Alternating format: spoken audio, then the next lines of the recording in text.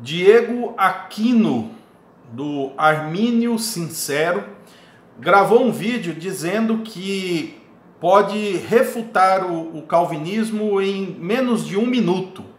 E aí ele cita a passagem de Marcos, capítulo 10, quando conta a história de Jesus encontrar o jovem rico e a Bíblia lá dizer que Jesus o amou. E obviamente, pela sequência do texto, aquele jovem se perdeu. Na perspectiva reformada, ele se perde porque ele é um réprobo, um não eleito. E aí o Aquino, Diego Aquino, que é um crítico constante do calvinismo, ele diz então que isso refuta o calvinismo, que diz que Deus não só ama os eleitos, mas não ama os não eleitos, né? Então essa é a premissa dele para se refutar com o texto de Marcos. Então eu quero aqui apresentar uma resposta para você, o Diego Aquino. Não te conheço e acredito que você é um cristão, então eu vou te chamar de irmão, né? Sei das suas críticas contra o calvinismo. E inclusive há um tempo atrás vi que você escreveu até um livro em PDF mostrando os perigos, erros, né? Os ensinos perigosos de João Calvino. Então vamos lá. Antes de responder, eu quero já dizer para você, Diego, que você cometeu um erro um pouco básico, né? De apresentar uma crítica ao calvinismo sem conhecer corretamente as definições e os conceitos dados a esse texto, tá? O que você poderia ter feito. Então, eu quero aqui mostrar para você esse livro aqui, ó. É um livro que eu escrevi, Se Deus Predestinou, Por que Evangelizar? Esse livro aqui é partes da minha monografia quando eu fui ordenado ao pastorado na igreja presbiteriana. Então, o que eu apresento aqui é uma defesa da livre oferta do Evangelho.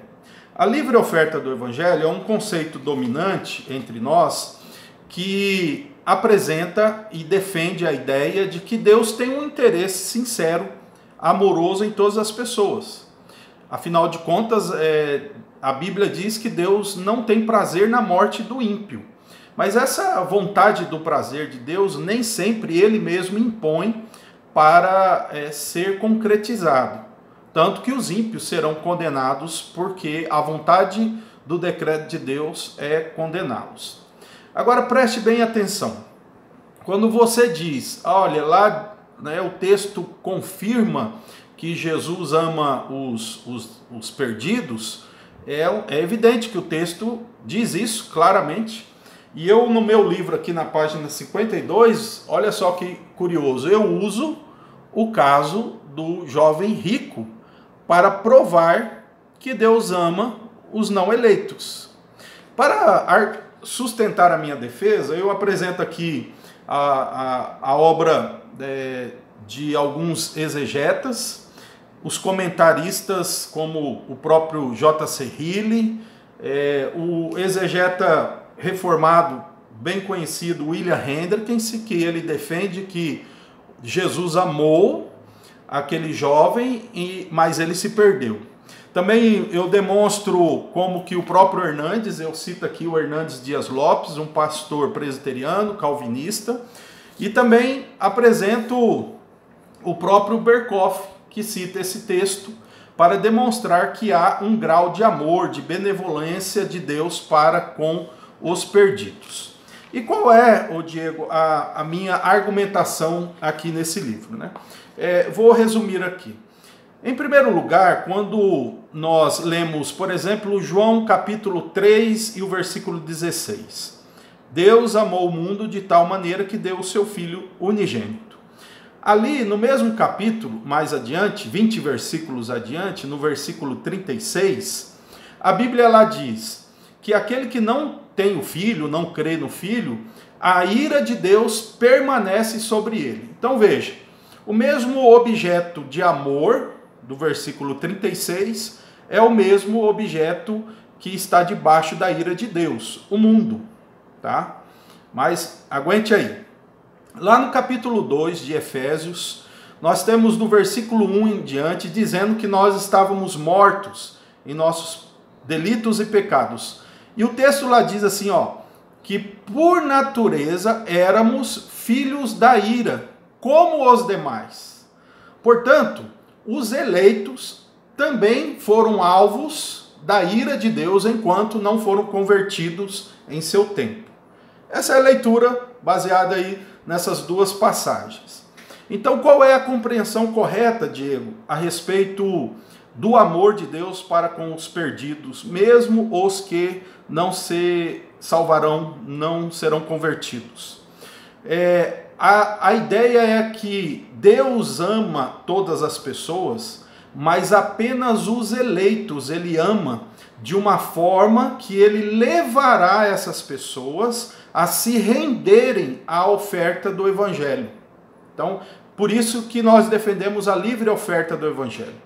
Então, é sincera, é amorosa da parte de Deus. Deus não tem prazer na morte e na condenação do ímpio.